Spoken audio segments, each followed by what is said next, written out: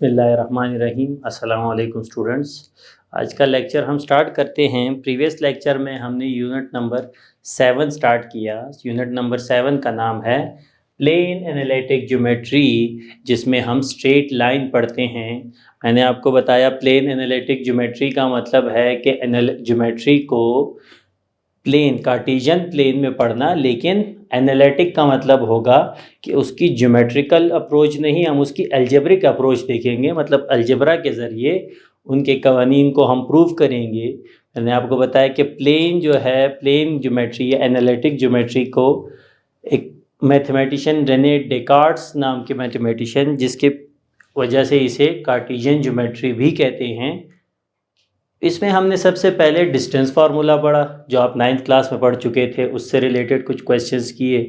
फिर हमने ratio formula पढ़ा, जिसमें आप लाइन को किसी पॉइंट पर डिवाइड करते हो, उस पॉइंट की वैल्यू का हमने फार्मूला पढ़ा, रेशो फार्मूला। तो एक था कि लाइन को बीच में से इंटरसेक्ट करेगा, एक वो बीच में बाइसेक्ट करेगा, मतलब दो हिस्सों में डिवाइड करेगा, और दूसरा था कि वही लाइन अगर आपके लाइन सेगमेंट से बाहर हो तो उसका फार्मूला। एक इंटरनल डिवीजन हमने पढ़ी और एक एक्सटर्नल डिवीजन पढ़ी। तो आज के टॉपिक पे जाने से पहले मैं आपको सिर्फ इतना बता दूं कि कल वाला जो फार्मूला था वो यहीं मैं एक दफ़ा लिख देता हूं, वो था रेशो फार्मूला। तो रेशो फार्मूला में आपके पास आर का फार्मूला होता है ux2 plus V x1 upon u plus V, और uy2 plus V y1 upon u plus V. यहाँ uv क्या है? वो आपके इस लाइन सेगमेंट को u रेशो v में इस r पर डिवाइड करते हैं। तो चूंकि यहाँ पे एक स्पेसिफिक रेशो होती है, तो अब ये है कि अगर ये रेशो आपके पास 1:1 हो जाए, मतलब u रेशो 1 जो है वो आपके पास 1:1 हो जाए, तो यही फार्मूला इसमें जब आप u और v की जगह 1 पुट कर देंगे तो ये बनेगा x1 प्लस x2 अपॉन 2 और y1 plus y2 upon 2। Means कि अब ये पॉइंट कहाँ होगा? ये पॉइंट अब एग्जैक्टली मिड में होगा, और इसी को हम 9th क्लास में पढ़ चुके हैं कि ये किसका फार्मूला है? मिड पॉइंट फार्मूला बोलते हैं इसे।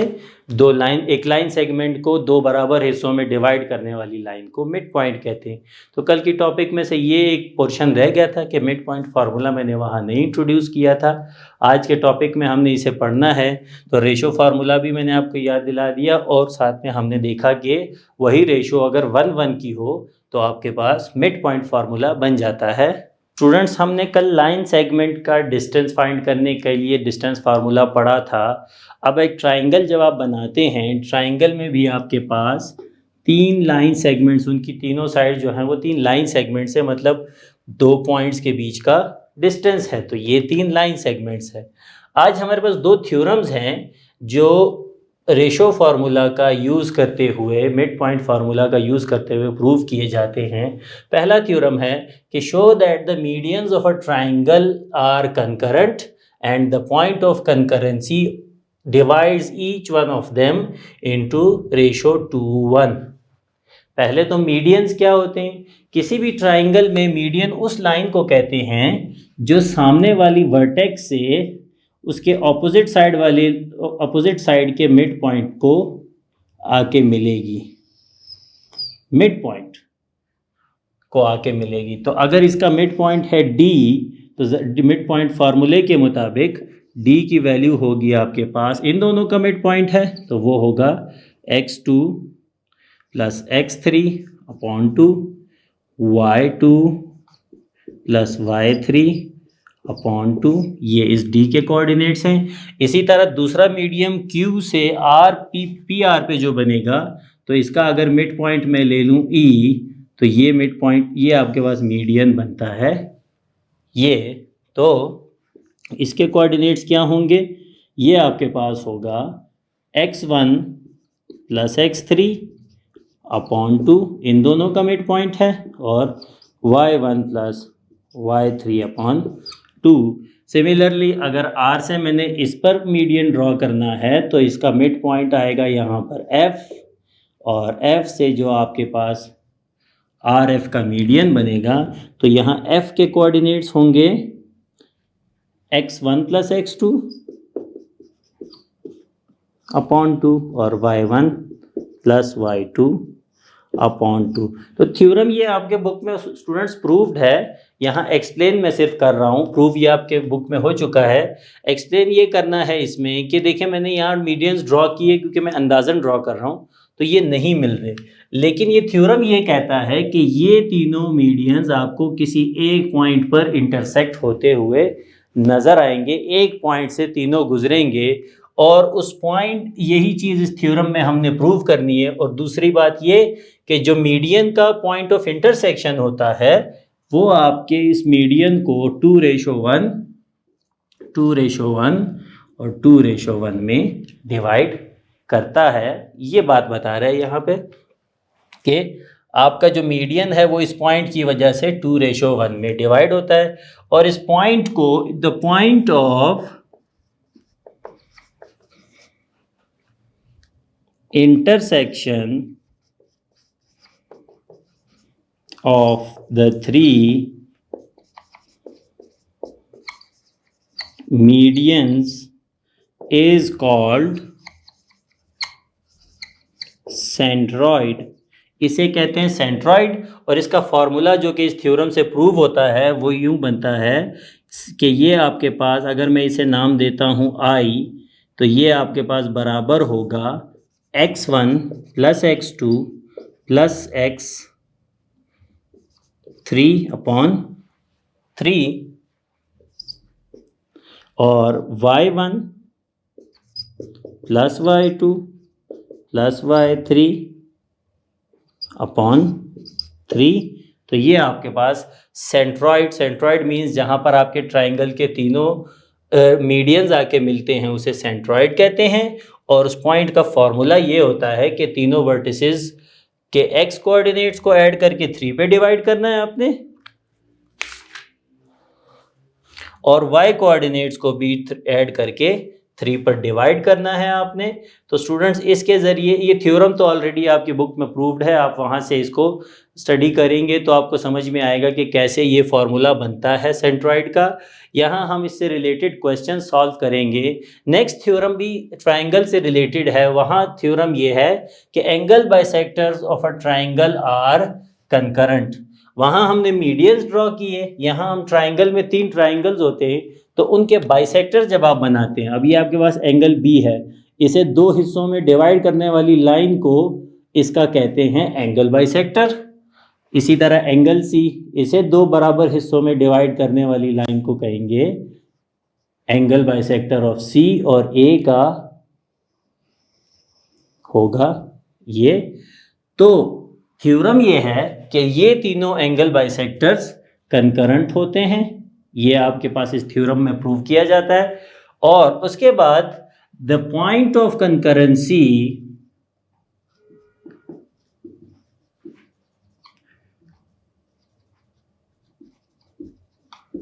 is called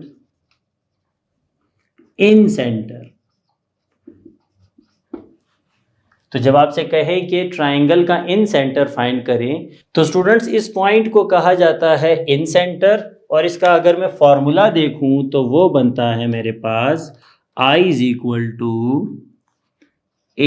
ax1 + bx2 + cx3 divided by a + b + c ay1 by2 + cy3 divided by a + b + c। तो इन सेंटर का फॉर्मूला ये बनता है आपके पास। अब इस ट्राइंगल में ए बी सी क्या है?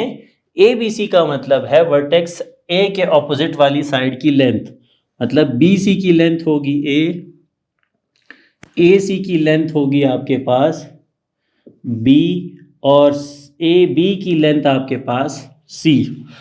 तो इन सेंटर फाइंड करने के लिए आपको ट्राइंगल के तीनों साइड्स की लेंथ पता हो और उनके तीनों वर्टिसेस के कोऑर्डिनेट्स पता होंगे तो आप incentre of a triangle find कर सकते हैं। तो देखिए स्टूडेंट्स, ये दोनों चीज़ें आप क्लास 9th में थ्योरम्स के ज़रिए पहले भी प्रूव कर चुके।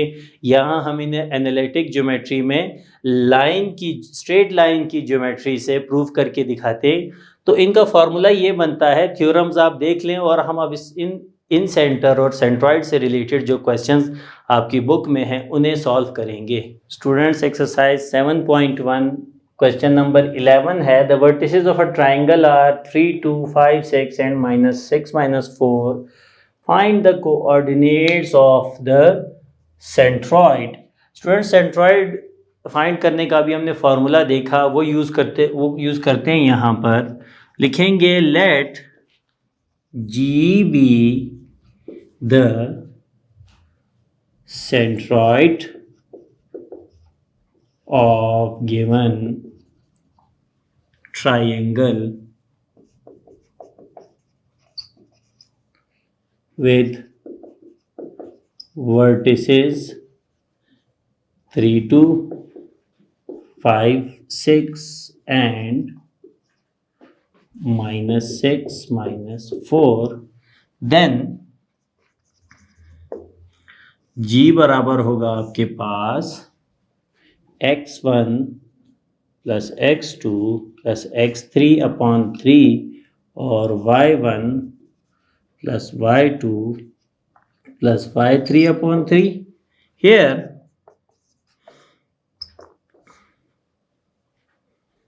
x1 y1 की वैल्यू हम लेंगे 3, 2, x2 y2 5, 6 और -6 -4, ये आपके पास x3 y3 होंगे।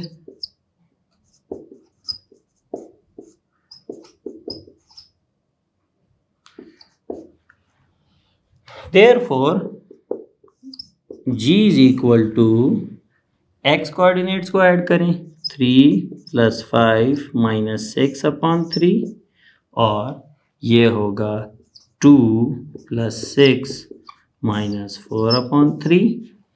तो G बनेगा आपके पास 3 + 4 6 5 8 8 -6 2 upon 3 और ये बनेगा आपके पास 8 -4 4 upon 3।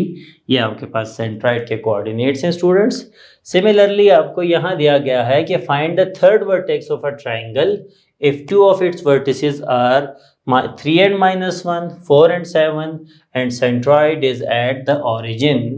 तो अब centroid is at the origin का मतलब कि उसके कोऑर्डिनेट्स आपके पास हैं यहाँ पर 0, 0। तो यही फॉर्मूला दोबारा आपने अप्लाई करना है सेंट्रॉइड का। अब क्या होगा कि आप x1 x2 पहले दो पॉइंट्स को ले लोगे और साथ में g की भी वैल्यू लिख दोगे। यहाँ मैंने g लिखा है तो g की वैल्यू है 0, 0। तो ये जो x3 है और y3 है, इनको आप कहोगे let this be the third vertex. तो x3 और y3 की जो कोऑर्डिनेट्स हैं वो आप फाइंड करोगे इस क्वेश्चन में। इसी फॉर्मूला से आपको x कोऑर्डिनेट को x कोऑर्डिनेट के बराबर रखना होगा और y कोऑर्डिनेट को y कोऑर्डिनेट के बराबर। तो आपको x और y की वैल्यू इस फॉर्मूला से मिल जाएगी स्टूडेंट्स। ये इजी क्वेश्चन है, आप इसे खुद अटेम्प्ट कर सकते हैं। यही फॉर्मूला लगाएं और जब आपने वैल्यूज फीड कर दी, क्योंकि यहाँ भी वैल्यू होंगी, यहाँ x3 रह जाएगा और यहाँ y3, फिर x को x कोऑर्डिनेट्स 0 के बराबर रखें और y कोऑर्डिनेट को भी 0 के बराबर रखें और x और y की वैल्यूज आप फाइंड कर लें। नेक्स्ट क्वेश्चन पे चलते हैं स्टूडेंट्स। नेक्स्ट क्वेश्चन इज के find the length of the median of a triangle whose vertices are 3 -1 4 7 and -5 and 3। तो आपके पास एक ट्राइंगल के वर्टिसेस गिवन है, लेकिन हमने मीडियन का पॉइंट ऑफ इंटरसेक्शन नहीं फाइंड करना, उन्हीं मीडियंस की लेंथ फाइंड करनी है। जब हम सॉल्व करेंगे पहले हम ये ट्राइंगल बना के देख लेते हैं तो हमें आइडिया होगा इसका।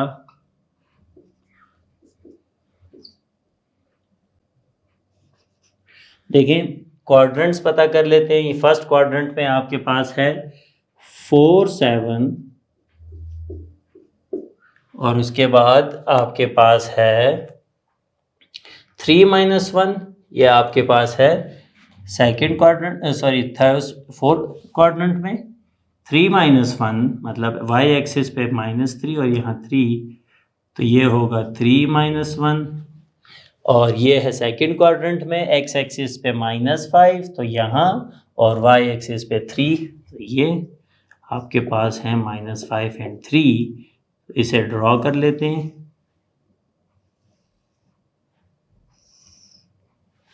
तो देखिए स्टूडेंट्स, ये आपके पास एक ट्रायंगल बना हुआ है। हमने इनके मीडियंस के लेंथ्स फाइंड करने हैं। पहले तो इन्हें नाम दे देते हैं। लेट ए 3 माइनस 1, बी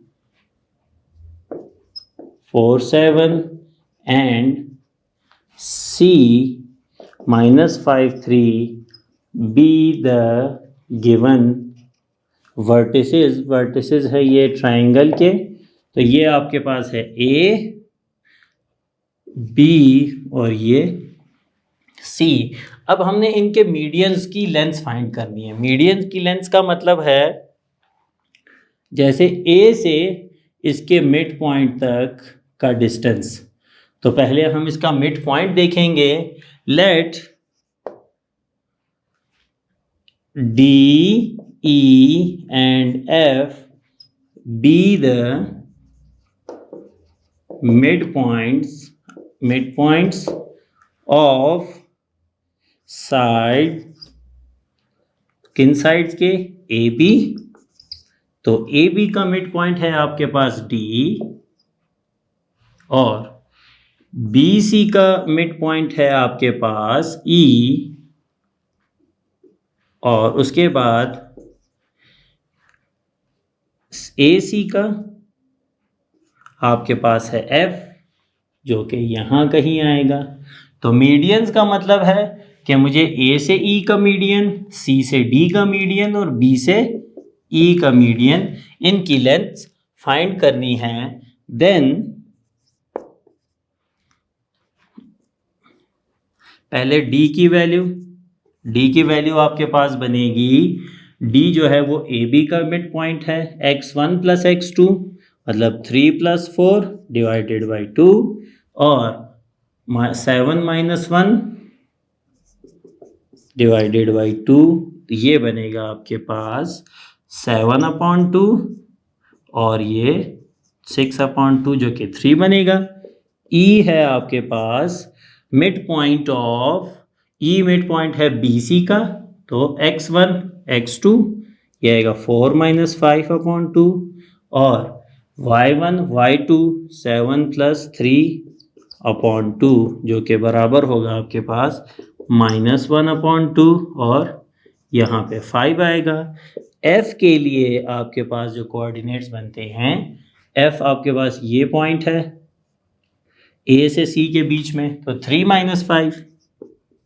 5/2 और -1 + 3/2, तो -2/2 -1 बनेगा, और ये 2/2 आपके पास 1 बन जाएगा।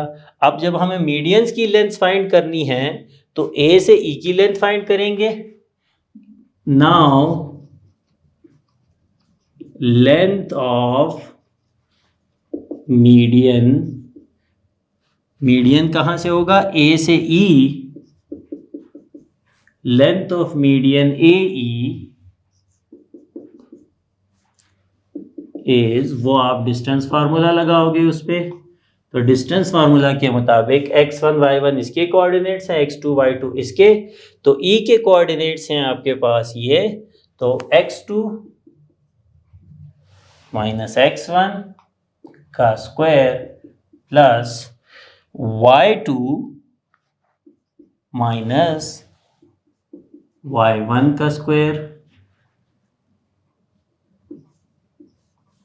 तो देखें ये बनेगा आपके पास -1 और -6/2 का स्क्वायर प्लस यहाँ 6 का स्क्वायर, तो ये बनेगा 7/2 का -7/2 का स्क्वायर प्लस 36,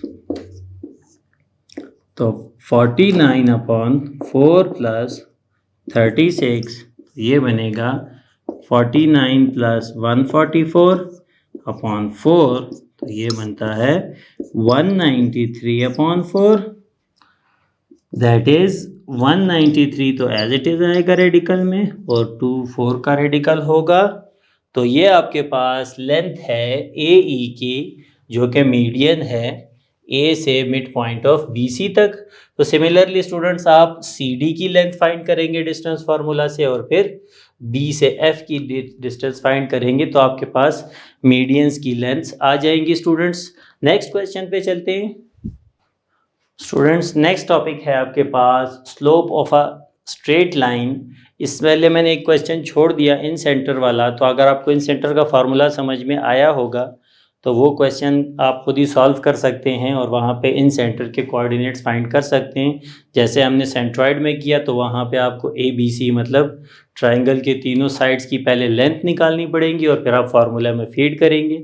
हमारा नेक्स्ट टॉपिक है slope of a straight line. Students अभी तक आपको बताया जाता है कि find the length of a line. तो जब वो कहते हैं find the length of a line, तो आप उसका मतलब होता है कि लाइन सेगमेंट, दो पॉइंट्स के बीच जो डिस्टेंस है उसकी लेंथ फाइंड करें। लेकिन इस चैप्टर में हमने जो मेन टॉपिक पढ़ना है वो है स्ट्रेट लाइन। स्ट्रेट लाइन है वो टू डायरेक्शंस में इनफाइनाइट लाइन को कहते हैं, जिनके दोनों साइड्स आप एरो हेड्स लगा देते हैं। स्ट्रेट लाइन की कोई लेंथ नहीं होती। स्ट्रेट लाइन की जब आप फाइंड करोगे तो आप फाइंड करोगे हमेशा उसकी इक्वेशन। तो आगे हमने जितने टॉपिक्स पढ़ने हैं हम उसमें स्ट्रेट लाइन की इक्वेशंस ही फाइंड करेंगे। स्ट्रेट लाइन की इक्वेशंस पे जाने से पहले जो टॉपिक है वो है slope of a line. Slope का क्या मतलब होता है, और स्लोप ऑफ अ लाइन समझने के लिए आपको इंक्लिनेशन ऑफ अ लाइन का मतलब पता हो। सपोज आपके पास एक्स वाई प्लेन है और इस पर आपके पास ये एक लाइन है एल।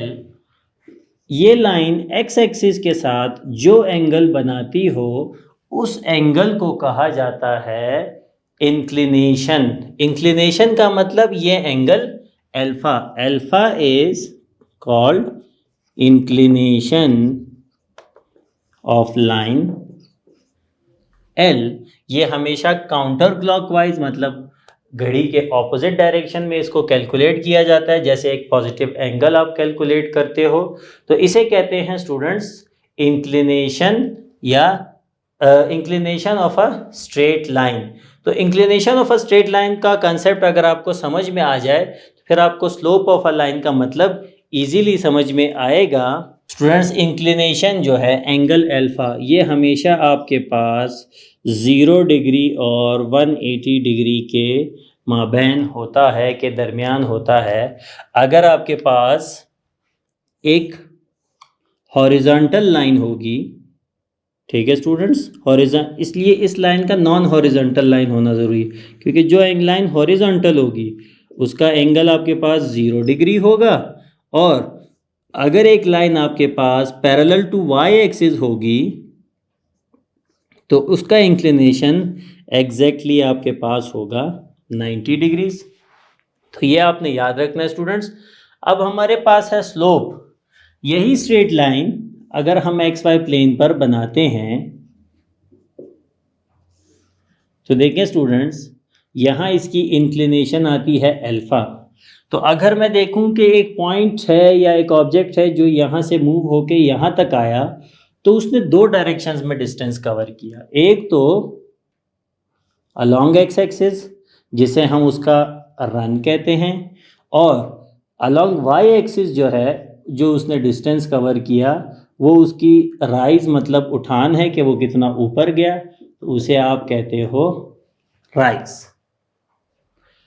जब हमें slope of a line find करना होता है, स्लोप का मतलब है कि लाइन कितनी तिरछी है, लाइन का एक्स एक्सिस के साथ कितना एंगल बन रहा है, ये उसका स्लोप होता है। अगर एक लाइन थर्ड क्वाड्रेंट से फर्स्ट क्वाड्रेंट की तरफ जा रही है तो उसका स्लोप आप पॉजिटिव लेते हो, और अगर एक लाइन सेकंड से फोर्थ क्वाड्रेंट की तरफ आ रही है तो उसका स्लोप आपके पास नेगेटिव होता है। लेकिन स्लोप कैलकुलेट कैसे करते हैं? स्लोप को डिनोट किया जाता है m से, और वो आपके इस एंगल ऑफ इंक्लिनेशन का टेंजेंट कहा जाता है। तो टेंजेंट का फॉर्मूला होता है आपके पास वाई एक्सिस पे वाई और एक्स एक्सिस पे एक्स, तो ये आपके पास बराबर होगा राइज डिवाइडेड बाय रन। तो ये स्लोप का मतलब tangent of the angle inclination alpha, जो आपके पास लाइन की इंक्लिनेशन होगी उसका टेंजेंट जब आप कैलकुलेट करते हो, मतलब उसका एक्स एक्सिस पे डिस्टेंस और वाई एक्सिस पे जो डिस्टेंस है, वाई का एक्स से जो रेशो बनेगा वो आपके पास स्लोप होगा स्ट्रेट लाइन का। अब हमने यहाँ पे 0 डिग्री और 90 डिग्री की बात की थी, तो अगर आपके पास एक लाइन जो है, लाइन ये वाली L, अगर ये पैरेलल है टू एक्स एक्सिस, तो क्या होगा, आपके पास अल्फा 0 होगा। तो जब आप स्लोप कैलकुलेट करोगे टेंजेंट ऑफ 0 डिग्री वो 0 हो जाएगा। इसलिए एक हॉरिजॉन्टल लाइन का, वो लाइन जो आपके पास एक्स वाई एक्सिस के पैरेलल होती है, उसका स्लोप हमेशा 0 होता है। और दूसरा, अगर यही L parallel to Y axis हो तो इसका स्लोप कैसे कैलकुलेट होगा, यहाँ पे आपके पास अल्फा होगा 90 डिग्री और आपको पता है कि टेंजेंट 90 डिग्री अनडिफाइंड है, इसलिए कभी भी किसी वर्टिकल लाइन का स्लोप नहीं होता। स्लोप 0 से शुरू होकर बढ़ता जाता है, तो जितनी लाइन का एंगल बढ़ेगा उतना ही उसका स्लोप बढ़ेगा, लेकिन एग्जैक्टली 90 पर उसका स्लोप आपके पास नहीं होता, वो आपके पास स्लोप डिफाइन नहीं हो सकता स्ट्रेट लाइन का। अब कैसे पता चलेगा कि स्लोप पॉजिटिव है या नेगेटिव, तो जब आपके पास अल्फा 0 डिग्री से लेकर 90 डिग्री के बीच में हो तो आपका जो स्लोप होगा लाइन का वो पॉजिटिव होगा, मतलब एंगल इस डायरेक्शन बनेगा, क्योंकि स्लोप इस डायरेक्शन होगी, ऊपर की तरफ लाइन जा रही है तो स्लोप पॉजिटिव।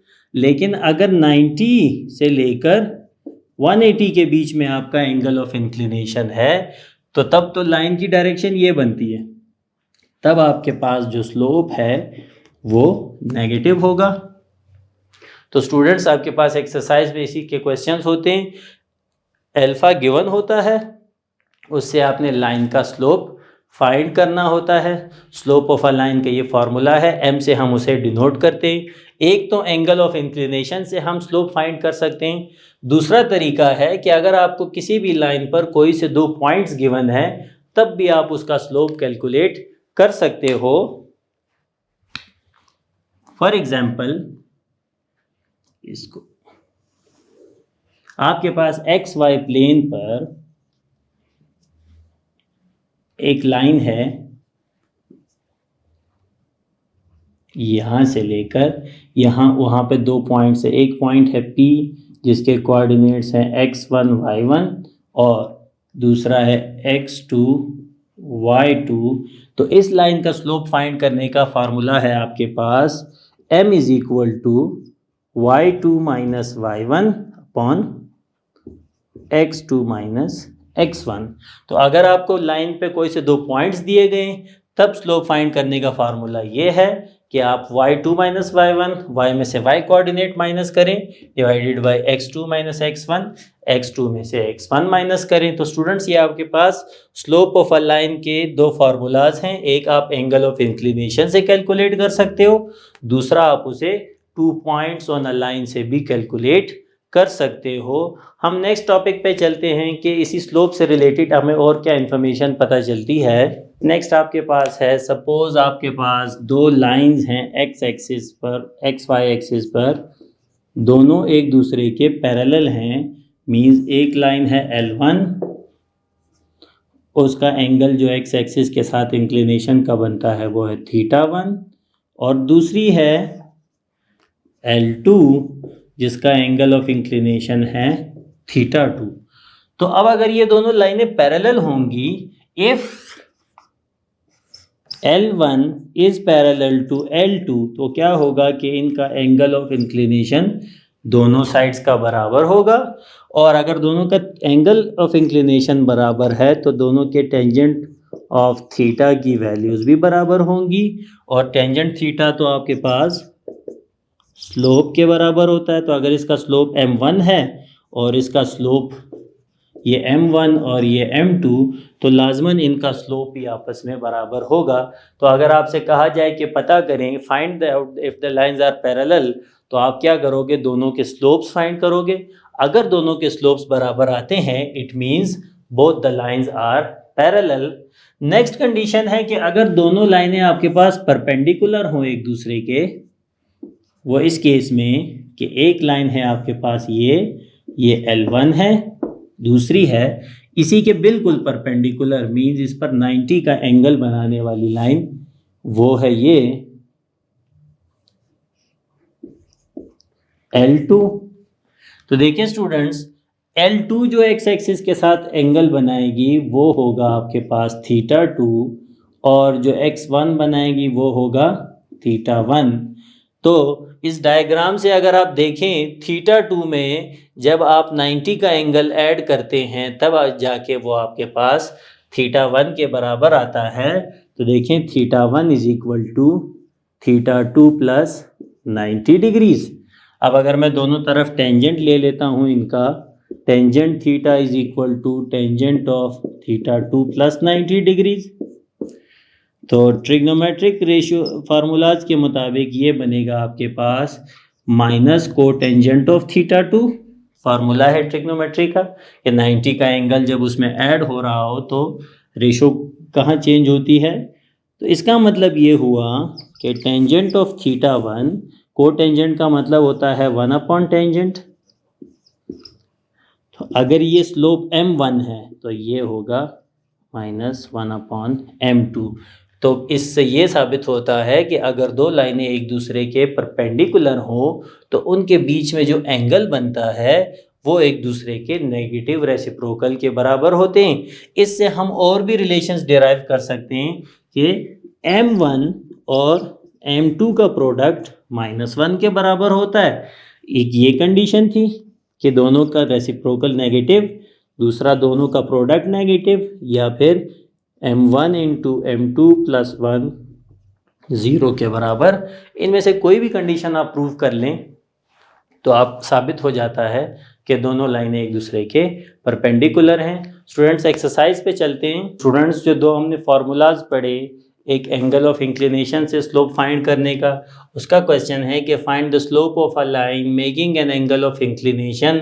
तो अगर आपके लाइन का एंगल ऑफ इंक्लिनेशन है 120 डिग्री, तो देखें उसका आपके पास क्या स्लोप बनेगा। तो आप लिखेंगे let m be the slope of the line, then m किसके बराबर होगा, एंगल ऑफ इंक्लिनेशन के टेंजेंट के बराबर होगा आपके पास। तो students m is equal to, अब टेंजेंट 120 डिग्री की वैल्यू आप डायरेक्ट निकाल लें, या अगर आपको फॉर्मूला पता हो तो टेंजेंट 120 का मतलब होता है 30 डिग्री प्लस 90 डिग्री। तो फॉर्मूला के मुताबिक ये बनता है आपके पास को टेंजेंट 30 डिग्री, और को टेंजेंट 30 डिग्री आपके पास बराबर होता है रेडिकल 3 के। तो स्लोप आपके पास आया माइनस रेडिकल 3। तो ये बताया था मैंने आपको कि अगर 90 से बड़ा एंगल होगा उसका स्लोप आपके पास नेगेटिव आएगा। इसके और भी एंगल्स गिवन है स्टूडेंट्स, उनका आप स्लोप फाइंड कर सकते हैं खुद।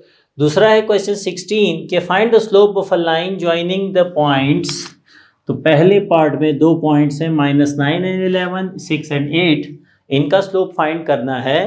तो देखें let m be the slope of line, तो m बराबर होगा आपके पास y2 माइनस y1 और x2 माइनस x1।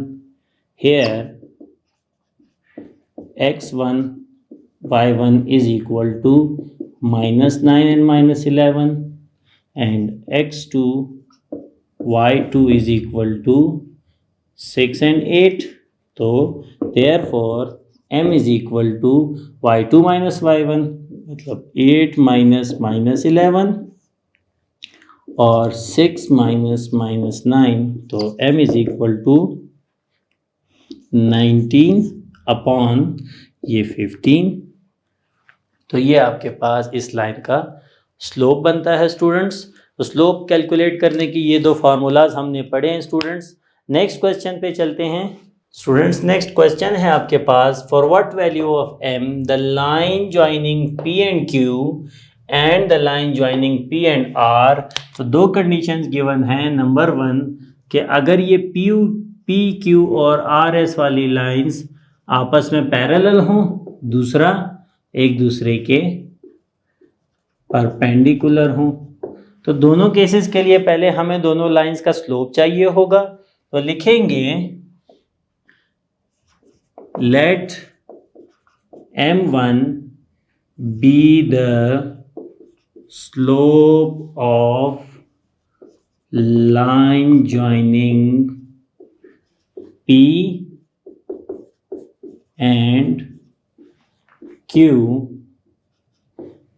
तो ये बराबर होगा m1 is equal to y2 minus y1 मतलब m माइनस 2 और x2 माइनस x1 मतलब 7 माइनस 3, जो कि बराबर होगा m माइनस 2 अपॉन 10 के बराबर। And m2 B the slope of line joining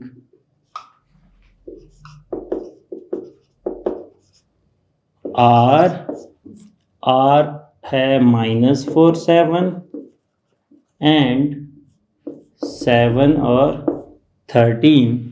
तो स्लोप क्या बनेगा m2 is equal to y2 minus y1। तो y2 है आपके पास 13 माइनस 7 और x2 माइनस x1 मतलब 7 माइनस माइनस 4, ये बनेगा 6 अपॉन 11। तो देखें दोनों के स्लोप्स आ गए। Now number 1, if both lines are parallel, तो तब क्या होगा m1 इज इक्वल टू होगा m2 के। m1 की वैल्यू है m माइनस 2 अपॉन 10 और m2 है आपके पास 6 अपॉन 11। तो जब हम इसे सॉल्व करेंगे तो हमें इसमें से m की वैल्यू मिल जाएगी, ये बन जाएगा 60 अपॉन 11 और 2 को वहाँ ले जाएं तो ये बनेगा 60 अपॉन 11 प्लस 2। तो देखें इसका स्लोप आपके पास m की क्या वैल्यू बनती है आपके पास, then m1 is equal to x2 minus x1 sorry y2 minus y1 मतलब m माइनस माइनस 3 और नीचे आएगा 7 माइनस 2 बनेगा m plus 3 upon 5 and m2 be the slope of line joining R -4 and 7 and 7 13, then m2 बराबर होगा आपके पास 13 minus 7 और 7 minus minus 4 that is equal to 6 upon 11. Now number 1, if PQ की जो लाइन है that is parallel to RS, तो वो अगर पैरेलल है RS के तो क्या होगा m1 is equal to m2। m1 की वैल्यू है m plus 3 upon 5 is equal to 6 upon 11 तो m plus 3 is equal to 30/11, 5 आके मल्टीप्लाई होगा तो m is equal to 30/11 minus 5। तो जब आप इसे सॉल्व करेंगे ये आपके पास बनेगा 5 नहीं 3, तो ये बनेगा 11 3 से 33,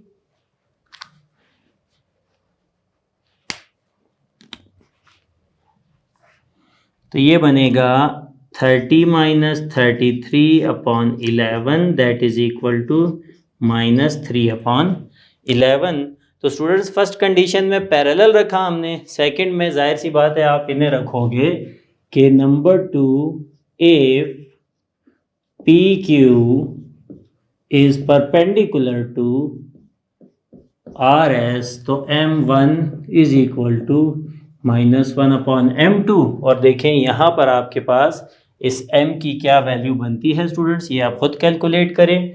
तो स्टूडेंट्स यहाँ ये लेक्चर ख़त्म होता है। ये slope of a line, 2 points formula, ये आपने दोनों याद रखने हैं। हमारा नेक्स्ट लेक्चर समझने के लिए ये बहुत ज़्यादा इम्पॉर्टेंट है, इनकी ये 2 कंडीशंस बहुत ज़्यादा इम्पॉर्टेंट है। उम्मीद है आज का लेक्चर समझ आया होगा स्टूडेंट्स। थैंक यू स्टूडेंट्स, अल्लाह हाफिज़।